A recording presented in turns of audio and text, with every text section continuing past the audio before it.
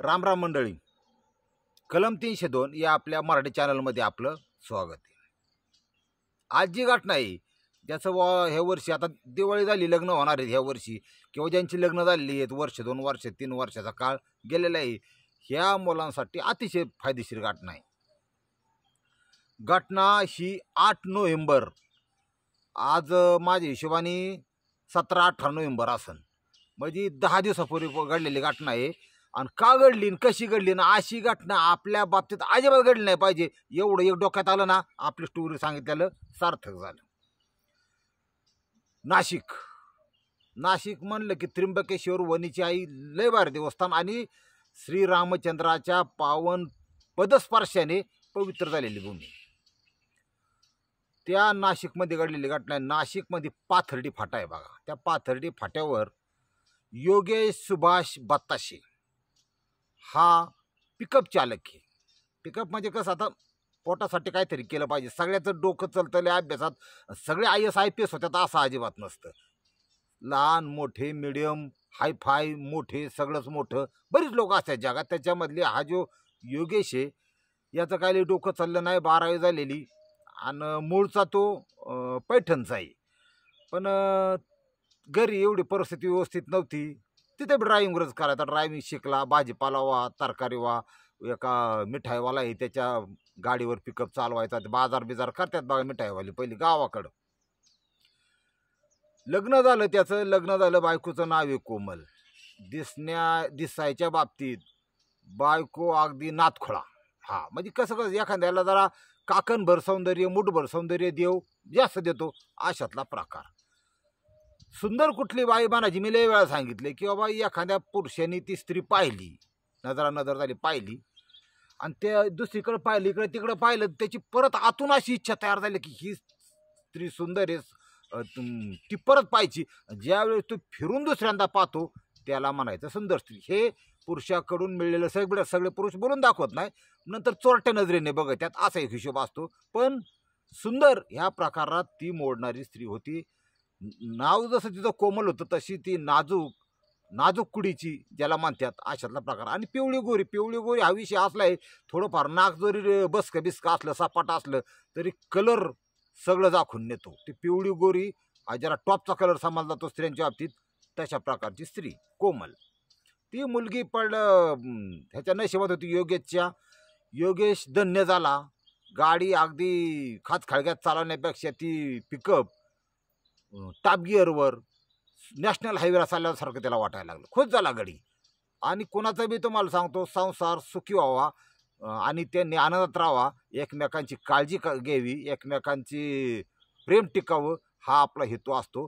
पण ह्या योगेशच्या भाग्यामध्ये सटवीने काय लिहून ठेवलं होतं, काय त्याचं डोकं कुठं बंजाळलं हे नाही सांगता यायचं.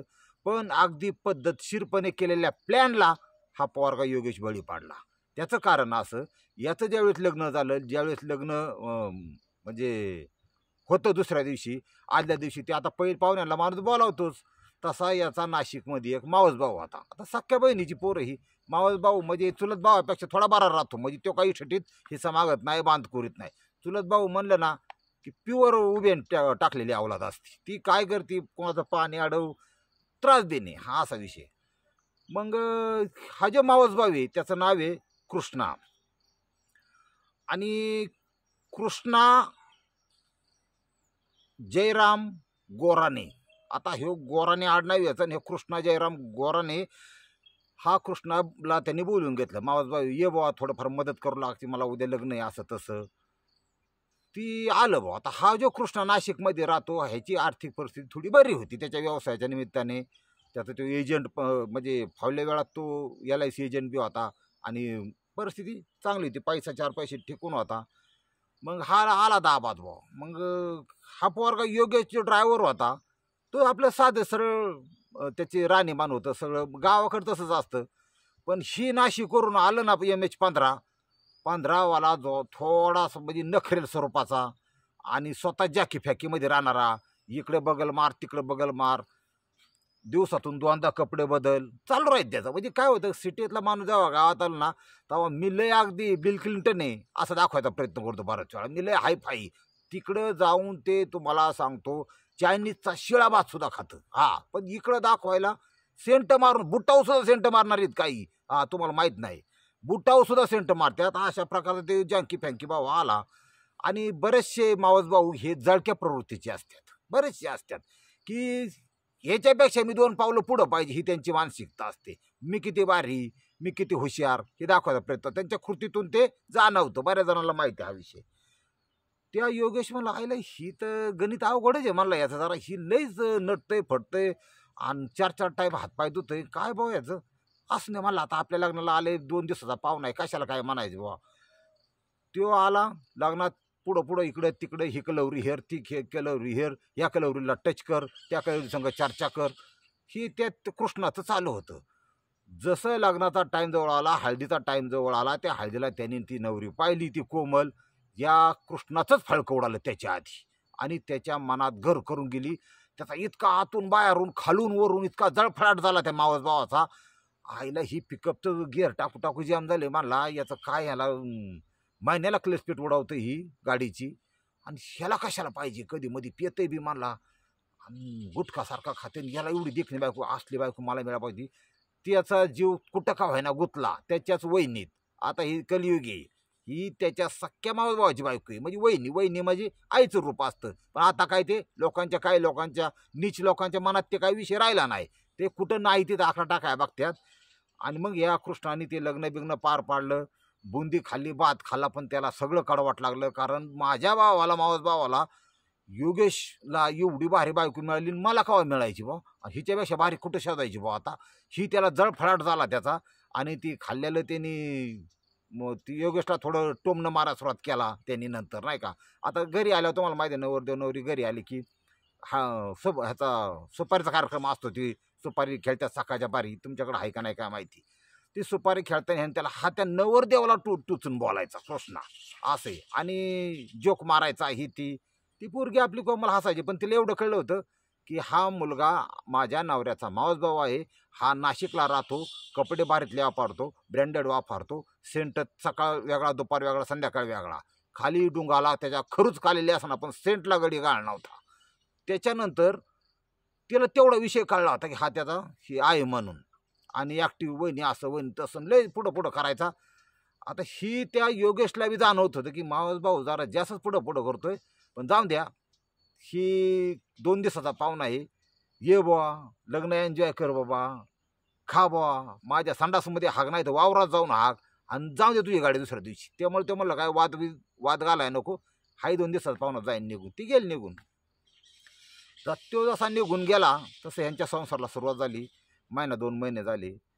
त्या ठिकाणी त्याला ते बायकोची त्यांची जी चर्चा होती, योगीची ते कोमलची, त्यांच्या सुखी संसाराची चालू असताना त्यांनी चर्चा अशी व्हायची की त्या कोमलची स्वप्न थोडी मोठी होती. त्याला दागदागिने पाहिजे होते, त्याला थोडं हायफाय प्रशस्त चांगल्या प्रकारचं जीवन, आणि शहरी जीवन ही तिला फार आवडायचं. हा, शहरी म्हणजे कसं, म्हणजे दरवाजा कायम बंद, TV कायम चालू, 10 पावलं चालायचं संडासपर्यंत, 10 पावलं बाथरूमपर्यंत, लय झालं तर 50 पावलाच्या आसपास शॉर्टमध्ये कार्यक्रम, मोकळी हवा नाही. मला तर त्या शहरातलं जीवन लय पॅक बंद म्हणलं की मी लय असा विचार करतो, लय भाऊ आतले लोक जर समजा पारला माणूस तर ही वासकावा बाहेर जात असं भाऊ, म्हणजे असं माझ्या मला प्रश्न पडतात बरं का. आम्ही अशी मोकळी टाकली वावरांनी फिरणारी माणसं, असं म्हणजे कधी लय प्रश्न पडतो मला, काय ते सिस्टीम असली तर मला सांगा. ही लय अवघड. मग ती म्हणली मला थोडं शहरी जीवन पाहिजे असतं. अरे म्हणलं एवढं सोपं आहे का, गावाकडची माणसं आपण, आहे तुझी इच्छा तर मग जाऊ आपण, आपल्याला नोकरी मिळेल ना. आता ड्रायव्हर तर कसं असतं, जो माणूस शिक्षण घेत नाही, जो माणूस ड्रायव्हर करतो ना, ड्रायव्हिंग हे सुद्धा एक व्यसनच आहे, ध्यानात ठेवा. हां, म्हणजे ते पोटभरणारे व्यसन आहे, आणि ड्रायव्हिंग चांगलं पण देते, वाईट पण देते. ड्रायव्हिंगचं चांगलं म्हणलं ना तर तो माणूस, आपल्याला रक्तवाहिन्या कशा असतात तशी ही रस्त्यांची सगळी जाळी आहेत. ड्रायव्हर हा कधीही त्याची नजर अशी बनती की ड्रायव्हरला सगळी मंदिरं, सगळं रस्तं, कुठं देवस्थान, कुठं काही सगळं त्याला माहीत राहते खडांखडा. माणसं ओळखण्याची पावरक ड्रायव्हरसारखी कोणाला नाही, हे पण तुम्हाला सांगतो. दुसरी गोष्ट, ड्रायव्हरच्या जीवनात वाईट काय तुम्हाला सांगतो, त्यांना फुटाफुटाव डाब आहेत. वैध मार्गाने अवैध मार्गाने कशी मिळणारी दारू आहे. बऱ्याचशा ठिकाणी बाई पाठीमागं पोत्यावर पण मिळते. म्हणजे हे अडथळे ड्रायव्हरच्या जीवनातले सगळे अडथळे पार करून जाईन ना, तो आज 2-2 आयशरचा मालक बनून फिरतो. नातखोळा, 5 बोटात 5 अंगठ्या घालून. आणि जो ते दारू बाई ह्याच्या आधारे जाईन ना, त्याचा असा वासा होतो, असं होतं. पोपटाचा पार जीव निघून जातो. त्याच्यानंतर घरची बायको कामाला जाऊन त्याला सांभाळती, ते हातभट्टी घेत फिरतं. पैसा तेवढा दोघाला बी, पण कुणी सांभाळला आणि कुणी सोडला माऊली तुम्ही ठरवायचं. जीवन सगळ्याला आहे, जगण्याचा अधिकार सगळ्याला आहे. हा जो ड्रायव्हर काही केलं तरी ड्रायव्हिंगच करतो, दुसरं काही करत नाही. कुठे गेलं तर ड्रायव्हिंगच करतो. गेले ना, ह्याने केलं नाशिकला फोन कृष्णाला, म्हणला कृष्णा मी आलो, काहीतरी कामधंदा आहे का? म्हणला तू ये, बिराड घेऊन येणार आहे का? कसं येणार आहे? नाही म्हणला कोमलला घेऊन येतो, बिराडच घेऊन येतो, तिची इच्छा आहे शहरात राहणार आहे. म्हणला तू माझा सक्का मित्र आहे, आपलं सक्का भाऊ आहे. मावस भाऊ काय सक्का काय, तुझ्यासाठी माझा जीव हजर आहे. आता याचा जीव कोमलसाठी हजर होता, तो माझ्या लक्षात आला असेल. त्यांनी एवढा गोळा म्हणला, हे बघ वाईट टाईम सगळं येतं, माझी आज थोडी परिस्थिती बरी असली तरी मी सुद्धा वाईट परिस्थितीतून वर आलेलो आहे. तू काळजी करू नको, तुझ्यासाठी मी जीवाचं रान करीन, तुला नोकरी शोधीन. मला फक्त 1-2 दिवसाचा वेळ दे. ही बाखर खाय ना, बाहेरच वडापाव खाऊन फिरायचा हे कृष्णा नाशिकमध्ये काम शोधायला. पिकअपसाठी, महिंद्रा पिकअपसाठी ड्रायव्हर माझ्याकडे आहे, आणि तिथं कुठं काम मिळेल का? फिरून आता जिथं राहतो मला त्या माणसाच्या 10-20 लोकांशी ओळखी असतात, त्यांच्या संपर्कातून काम शोधलं त्यांनी. दिवसभर 2 दिवसातच काम शोधून काढलं. भारत गॅसची एजन्सी होती, त्या काय लाल आपल्या गॅसच्या सिलेंडरच्या टाक्या पळवायला त्यांना ड्रायव्हर पाहिजे होता. मला किती देणार? मला 20 तरी द्या. नाही म्हणले ना, 14मध्ये जुळते का? हा मला जुळन. त्याला काय 1000 पैसे आले तर मी टाकन बा. कोमल यायची ना. 14,000 रुपये महिना ठरला. म्हणला काम फिक्स झालं. आपण सांगितलं ना काम फिक्स. म्हणला खोली ती सुद्धा बघतो. म्हणला तू काळजी करू नको. ह्या कृष्णाने खोली अशा ठिकाणी बघितली की त्याच्या घरापासून 5 मिनिटाच्या अंतरावर असली पाहिजे. खोली अशा ठिकाणी बघितली की साईटला जास्त वर्दळ नसली पाहिजे, एकांटी कॉलनी असली पाहिजे. 4-2 शेजारी चालतात, 2-3 म्हाताऱ्या चालतात, पण जास्त काय हे नसलं पाहिजे, जास्त CCTV नसले पाहिजे अशा ठिकाणची खोली. त्या खोलीला 3,000 रुपये महिना भाडं, 400 रुपये लाईट बिलाचं वेगळं ठरली. आणलं, गेला बिराड, आलं लगेच बसला. ही जसा ती सामान लावला, ह्याने दुसऱ्या दिवशी दुरला. आता याचा कसा विषय, काम आहे योगेशचा, त्या मालकाने ठेवलाय म्हणजे पाटकुनी दुरावला त्या कामावर. ही डिलिव्हरी, ते सेल्समन, ती गाडी. सकाळच्या बाहेर निघायचा, 8 वाजता घरी यायचा, 7 वाजता घरी यायचा, दिवसभर घरी नाही. मला तुझा मी बांधलावं लागतो.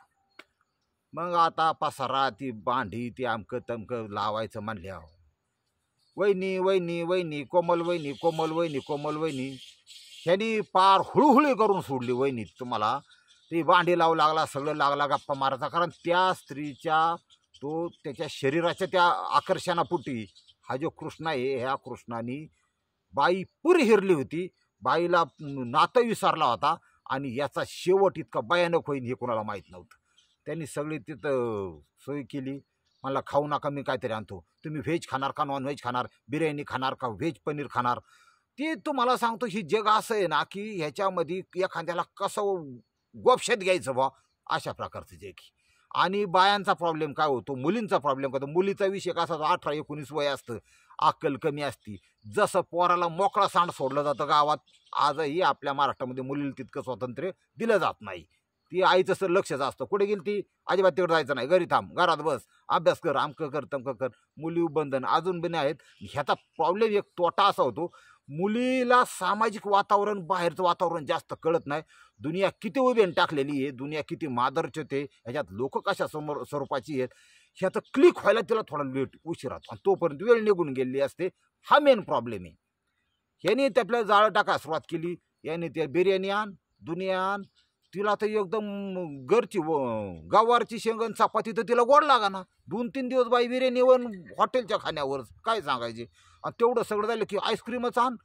भेटायला आला की ते लांबडं एवढं असतं का, ते लांबडं म्हणजे कॅडबरी चॉकलेट, ती चॉकलेट करायची. कॅडबरीचं ते कॅडबरी 65 रुपयाला. आयला म्हणलं, ती नवऱ्याला मागायला लागली, कॅडबरी आणा, आईस्क्रीम आणा. म्हणला 400 रुपये हाजरी, 500 रुपये हाजरी.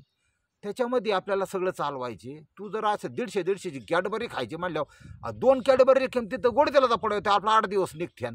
ही तो मग त्याला प्रपंच चालवायचा होता महाराज, आणि हा या कृष्णाला बाई चालवायची होती, म्हणून तो उधळ मनाने, मोकळ्या मनाने खर्च करीत होता. हा डिफरन्स पडला. ती बाई मोबाईल होता तिच्याकडे, त्या मोबाईलनी सुद्धा घात केला. तो असा केला की फोनवर एकमेकाला ते त्यांनी पण हे केलं, संपर्कात आला आणि ही पण आकर्षित झाली कोमल त्याच्याकडं. त्याच्यानंतर त्यांनी तिला एक कविता पाठवली आणि कविता अशी होती, ओठावर लिपस्टिक आणि चेहऱ्यावर पावडर, हार्ट होते रिस्टार्ट माझे, तुझी ब्युटी लय सुपर. कितीतरी मुलींनी मारली लवसाठी हार्टवर टक्कर, तूच घुसलीस हार्टमध्ये, तुझी ब्युटी लय सुपर. तुझाच फोटो बघतो मी व्हॉट्सअप उघडल्यावर, माझ्या हार्टचा स्टेटस तू, तुझी ब्युटी लय सुपर. रिमूव्ह करतो टेन्शनला, तुझ्या ब्युटीचा सॉफ्टवेअर डाउनलोड केला हार्टमध्ये, तुझी ब्युटी लय सुपर. आता ही कविता आमच्या बाच्याची आहे, सचिनची. तर ही अशा प्रकारची कविता आणि ती बाई गेली होराळून 2 फूट. आता 90 हाणल्यावर कसा माणूस समजा 4-5 फूट असं तरंगल्यासारखा वाटतो. बाई तरंगली नाही, काय नाही, पार टावरपेक्षा उंच ढगात निघून गेली. म्हणली ह्या नवऱ्यापेक्षा हाच मला जास्त सुखी ठेवू शकतो आणि माले आकर्षक ठेवू शकतो. तो जुनी बजाजची 13,000ची फोरेस वापरत नाही, तिच्याकडे फोरेस आहेत, नवऱ्याकडं फोरेस नाही. याच्याकडं आकर्षक अशी गाडी एक 150cc, ती भारी वा यामाची. काय रंग येईन, काय कलर येईन, काय पिकअप आहे, अवघड. ही बाई आकर्षित, पोरगी आकर्षित झाली आणि नवीन पोरगी होती, 2-2.5 महिने लग्नाला झालतं.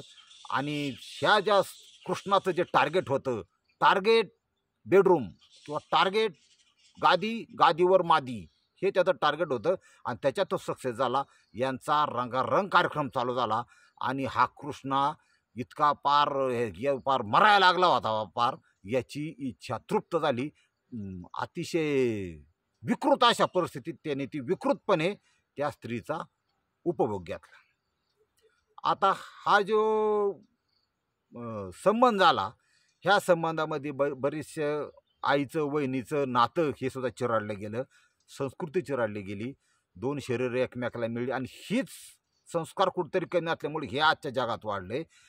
पण हे जे चालू असताना हे प्युअर अनैतिक संबंध होते आणि हे अनैतिक संबंधाची दखल वर घेतली गेली.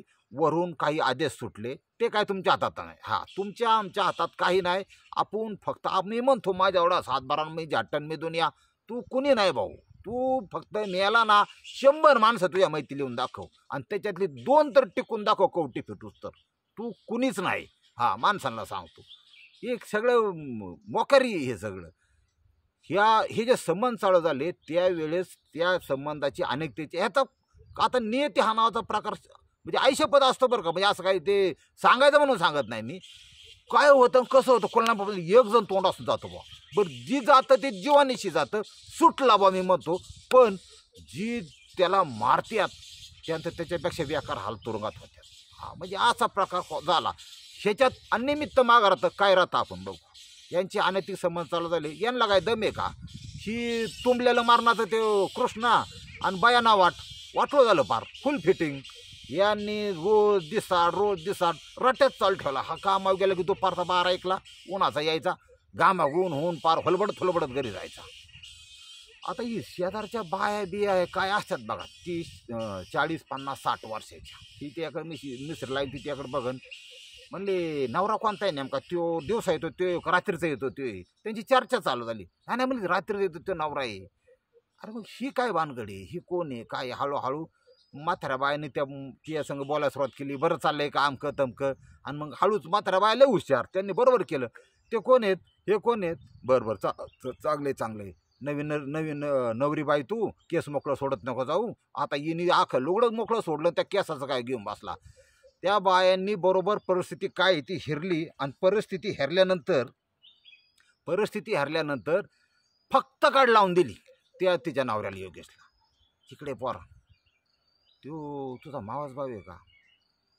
बेकार काय मी दिवसा येतोय, रोज येतोय म्हणून, दिसाड येतोय, काहीतरी आहे भाऊ. दार काय लावायची मला तू सांगा. आता खिडक्या लावाय.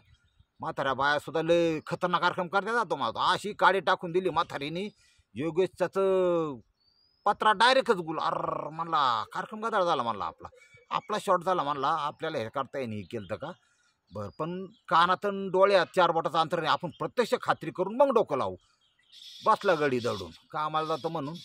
दुसऱ्या दिवशी 1:15च्या आसपास याची यमाता तिथं आली बा. 160cc लावली. यमाचा चालवणारा यम बसलेला कृष्णा घरात गेला. दारं खिडक्या बंद झाली. अर्ध्या पाऊण तासांनी परत निघून गेला बा. कॅरी बॅग होती, काय आणलं होतं कोणाला माहीत, खायला बियाला. बरं जाऊन द्या. ते निघून गेल्यानंतर हा घरी आला. अरे मला डोकं होतं म्हणून घरी आलं. ह्याने काही दाखवलं नाही, कळून दिलं नाही. बायको अशी गाम्याने चिंब झालेली, साडी विस्कटलेली, केस विस्कटलेले, साधारण काय परिस्थिती असते सगळ्यांना माहिती. म्हणला कधीपासून चाललंय आपलं पुढं लाथाळी, केव्हापासून चाललंय नेमकं? भया चाचारली ना. हा आता ती काय पोर सोरत होती. माझ्यात काय कमी आहे बा? कवा तू त्याला जवळ केला, ही केला, असलं चालायचं नाही काय? आणि तुला मी एक संधी देतो, दुसऱ्याला संधी देणार नाही. एक संधी दे, तुला मी ह्या खोलीतल्या 3 फरशा उकरून त्याच्यात वरून फरशा लिपून टाकीन. म्हणला तू माझा नाद करू नको. डायव्हरचे जाते म्हणला, म्हणजे आयुष्यभर तुरुंगात खितपत पडन, पण सरळ ठोकणार म्हणला मधोमधच. हा ती डायव्हरची भाषा लेगादाळ असती. नाही तर मग रिवर्स घालू मारणार म्हणला. फर्स्ट रिवर्समध्ये ती गाडी खाली बरेच लोक घातलेली आहेत लोकांनी. आता ही असला हाग्यादम टाकले बाई, आता घरा पाडली. आईला म्हणलं अवघड झालं भाऊ. आता हिच्या डोक्यात काय कव्हा एकदा त्याला फोन, त्याचा नंबर घेतला त्यांनी, सगळं ब्लॉक करून टाकला अमकं तमकं. पण त्याचा काय फरक पडतो तुम्हाला माहिती. त्याने तिकडून परत कॉल केला. हा काय 24 तास घरात राहू शकत नाही. हा जसा कामाला गेला दुसऱ्या दिवशी, आता तिने फोन केला, म्हणले अजिबात घरी येऊ नको, काय नको, माझ्या नवऱ्याला बघितलंय त्यांनी काल आपल्याला. आणि ती बी बामठं झालं कृष्ण. अरे मला असं झालं काय रिॲक्शन? आलं म्हणले मला तर बाबा त्यांनी मारायची धमकी दिली बाय. मला तर लय बेवा वाटतंय. मला काळजी करू नको, मी तुझ्याशी लग्न करीन. बोल, करते का माझ्याशी लग्न? म्हणले तुझ्याशिवाय दुसरा कोणीच नाही, तूच. मग आता एवढं त्यांचं ठरलं होतं. त्या कोमलला हा पाहिजे होता, ह्याला ती पाहिजे होती. सोपा पर्याय. त्या बाईने, त्या कोमलने सरळ घटस्फोट द्यायचा बा आपल्या नवऱ्याला. माझं मत असेल, तुला नाही पटवायचे ना, घटस्फोट दे. तो कृष्णान त्यांनी मिळून असा विचार केला की त्याला संपवायचा कायमचा आपल्या आयुष्यातून, आणि मग आपण लग्न करायचं. ह्यांच्या बापान धंदे गेलं का असलं? ही आज 2024 उजाडले असल्या, म्हणजे आजच्या काळातसुद्धा असली दलिंदर आणि भिकारचट प्रवृत्तीची लोक महाराष्ट्रात राहत्यात, इथालचं खात्यात, हागत्यात. हीच मोठं दुर्दैव आहे महाराज. बाईला नाही ना आणायचं ना, तू घटस्फोट दे नवऱ्याला, आणि तू तुझं 1 नाही 5 कर. बुंदी खायला नवरा येईन, तू काळजी करू नको. पण कुणाचा जीव घ्यायचा अधिकार या बाईला कुणी दिला? आणि शिव ठोके ह्याला तरी कुणी अधिकार दिला? दुसऱ्याची बायको हा काढितो शाहरुख खानवानी, पिक्चरवानी, आणि त्यालाच मारायला निघाला. अशा प्रकारची भयानक त्यातनं त्यांनी प्लॅनिंग केलं. म्हणली त्याला मारा. हा जर दुसऱ्या दिवशी ड्रायव्हर योगेश गाडी चालवून विचार केला की हे बळे सांगून ऐकणार नाही, हे परत येणार, एकमेकाला भेटणार. याच्यापेक्षा सगळ्यात बेस्ट पर्याय त्यांनी डोक्यावर बर्फ ठेवला. मला हे जर आपलं लग्न वाचवायचं असेल, आपली बायको वाचवायची असेल, तर आपण हे नाशिक सोडायचं आणि आपलं पैठण गाठायचं. गावाकडं फोन केला. म्हणला इथं ते 14-15 घेण्यापेक्षा तिथलचे 8 मिळून द्या मला, किंवा कमी मिळून द्या. काय ज्यांनी चोच दिली तो चारा देतो, पैसे कमी मिळून द्या. पण आई आणि वडील यांच्या आधिपत्याखाली, यांच्या अंडर ही बायकोची गरज आहे. बायको मोकळी सोडली, वाटलं झालं. त्याच्यामुळे त्यांनी विचार केला की आता उद्या परवा 2 दिवसात. ते म्हणले हाय कधी येतो? मग गाडीवाल्याला फोन केला, मला न्यायला कधी येतो सांग, माझा हिशोब राहिला, मला 2 दिवसात येतो. त्यांनी ज्यावेळेस फोन केला ती तारीख होती 6 नोव्हेंबर 2024, म्हणजे आत्ता 10-12 दिवसापूर्वीचा विषय हा, 9-10 दिवसापूर्वीचा. आणि ह्यांचं ठरलं. घरी आल्या बायकोला सांगितलं बघा 9 तारखेला आसपास आपल्याला पैठणला जायचे. पोती बिती सगळं आपलं जेवणापुरतं थोडं ठेवून सगळं तू मुंडळ, आपल्याला काही इथं राहायचं नाही, आपल्याला जायचं. माझा निर्णय फायनल झाला आहे. आणि मला तिथं मी दुसरी नोकरी बघतो, गाडी डंपर कॉन्ट्रॅक्टर आहे, आता चालवतो काहीतरी रोडला. मला एक 20,000 मला मिळेल, तू नको काळजी करू, चला आपण जाऊ तिकडं, असं तिला गुढीच सांगितलं. ह्या कोमलनी त्या कृष्णाला फोन केला की 2 दिवसांनी आम्ही जाणार आहे, आणि मला तर जायची अजिबात इच्छा नाही, मला इथंच आवडतंय आणि तुझ्याबरोबरच राहायचं आहे. कृष्णाने तिने मिळून विचार असा केला, म्हणलं याला आपण खपवू, याला मी संपवतो आज. ती म्हणली चालन, संपवू. बघा ही बायको आहे लागण्याची, आणि मावस भावाशी लफडं करून म्हणते नवऱ्याला संपवू. तारीख उजाडली 8 नोव्हेंबर 2024. ह्या दिवशी संध्याकाळी 4-4:30ला ह्या कृष्णाने त्याचा मावसभाऊ योगेशला फोन केला. योगेश काय त्याला जास्त बोलत नव्हता असा प्रकार घडल्यापासून, पण तो म्हणला तू जाणार आहे वर 2 दिवसांनी. अरे मला जाऊन दे, आता जा मग काय आहे, पण कमीत कमी माझी माझा बड्डे म्हणला, आज एखादी पार्टी तरी माझी घेईन मग जावं, बसू जरा रिलॅक्स. मी काय तुला आयुष्यात माझं तोंडही दाखवणार नाही परत, पण एखादी पार्टी करायला काय हरकत आहे, आणतो मी पार्सल बिर्सल सगळं काय. मला चालतंय. मग 5-10 रुपयाला नाही का ती 80% हवा आणि 20% शेंगदाणा फुटाणा असतात, तसली 2-4 पाकिटं घेतली. ओल्ड मॉंगचा हाफ घेतली 360, 15 ml जास्त. बसली. आता ह्यांची जी जागा आहे बसायची, ही जागा ज्या ठिकाणी ते बसले होते ती निर्मनुष्य जागा होती. आणि त्या निर्मनुष्य जागेवर हे 10 प्यायला बसले. अंधार पडला होता, 8 वाजल्या होत्या. दोघांनी एक एक संपावली. त्यावेळेस कृष्णाने त्याचा जो मावसभाऊ आहे मोठा दगड पाठीमाग म्हणला दार मारून घेतो, लगवीला आली म्हणला, मागं गेला आणि दगड त्याच्या डोक्यात घातला. तो दगड त्याने 3 वेळा त्या डोक्यात घातला. त्या योगेशच्या मेंदूचा चेंदा झाला, खलासून पाडला. तिथंच निर्मनुष्य जागा होती, कचरा कुंडीच्या साईडला एक, आणि डुकरं बिकरं चरायची तिथं. असा एरिया निर्मनुष्य एरिया. 8 वाजता रातच्या बघायला कोण नाही. पाटकुनी आपली यमा चालू केली की गेला निघून. जाऊन द्या. दुसऱ्या दिवशी सकाळच्या पारी बाया पाठवली ह्याच्यात, ती कोमल पोलीस स्टेशन म्हणले किती वेळ झाले, म्हणजे रात्र गेली, 24 तासानंतर कंप्लेंट द्या म्हणले, तुम्ही आधी चौकशी करा, हे करा. झालं ती घरी उस्तर वार्तावर 2 तासातच ती बॉडी तिथं कोणतरी पाहिली उघड्यावर, आता असा मर्डर झालाय, खून झालाय. त्या ठिकाणी इंदिरानगर पोलीस स्टेशनच्या अंतर्गत जो कचरा डेपो आहे, त्या कचरा डेपोची शेजारी बॉडी होती. इंदिरानगर पोलीस स्टेशनचे पोलीस नाशिक विभागाची त्या ठिकाणी गेले. संपूर्ण दारूच्या बाटल्या, चाकणा, हे जे पदार्थ आहेत, 2 प्लॅस्टिकचे ग्लास, त्याच्याहून त्यांच्या ओळख झालं की माणसं दोघंच आहेत. हे सगळे स्टेटमेंट असं पोलीस आहेत, ते 3-4 जण नाही, दोघंच आहे. दुसरा एक जे त्यांनी त्या कार्यक्रम केलेला आहे. मग दुसराचं ते ह्यो ग्लास कुठला, तो ग्लास कुठला, ती दारूची बाटली, त्याच्यावरचे ठसे तज्ज्ञांना सुद्धा पाचारण करण्यात आलं. जसा मैताच्या खिशामध्ये हात घातला तसं ड्रायव्हिंग लायसन्स, कारण पिकअप ड्रायव्हर आहे, RTO बिरटीओ 50 वेळा ते 50-100साठी अडवतात. मग त्यापेक्षा काय लायसन्स साहेब ती लागतंच. मग लागतंच म्हणलं, लायसन्स सापडलं तर विषयच. लायसन्स सापडणे याचा अर्थ बॉडीची ओळख पटणे. ओळख त्यांनी पटवली, PM ला पाठवली, पंचनामा झाला. बॉडी म्हणले आम्हाला पैठणला तिकडं न्यायची. ती जी बाई आहे कोमल, तिची महिला कॉन्स्टेबल आणि जेंट्स या दोघांनी कसून चौकशी केली.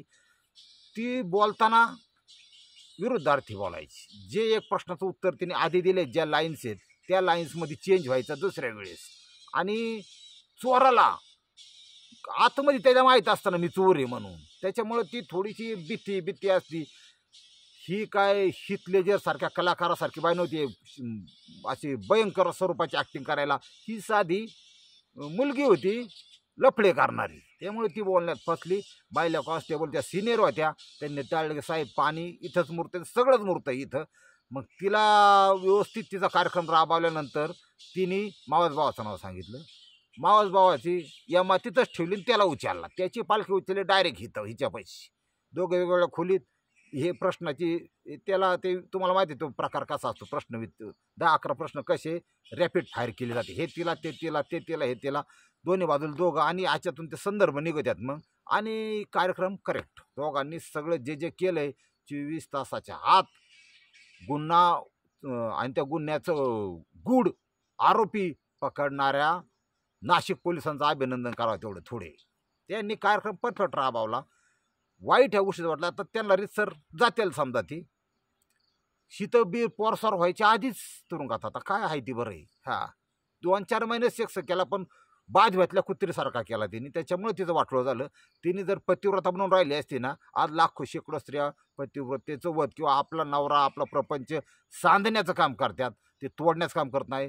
सोन्यासारखा हा योगेश ड्रायव्हर, हा योगेश सुभाष बत्ताशे, याचा ह्या बायकोनी खून केला, ह्या लग्नांनी खून केला, आणि ह्या अनैतिक संबंधांनी, ह्या मोबाईलनी खून केला, असं म्हणायला काहीच हरकत नाही. त्याच्यामुळं मित्र कुत्र आणि आता काही नातेवाईकसुद्धा आपले जे रेंज आहे, ठराविक एक स्पेस आहे, त्याच्यापेक्षा बाहेर ठेवायचे, लांब ठेवायचे. त्यांना 10 मिनटं फोनला द्या, तो म्हणला ना भाऊ घरी येतो झोपायला, जागा नाही भाऊ, तिकडं बघ तुझं काय असेल ती, स्टँडमध्ये झोप, मंदिरात झोप, पैसे नसले तर. आणि लय पैशावाला आहे तू, स्प्रे मारणार आहे ना, 2,000-3,000ची खोली घेऊन तिकडं झोप. ही लोक यायची घरी बंद करा. आणि ह्या लोकांच्यापासून दोखाई आपला जाणणारा मावसभाऊ आहे का हे तुम्ही स्वतःच तपासा. अशा प्रकारची घटना तुमच्या बाबतीत घडू नये ही पांडुरंगाच्या चरणी प्रार्थना. रामकृष्ण हरी माऊली.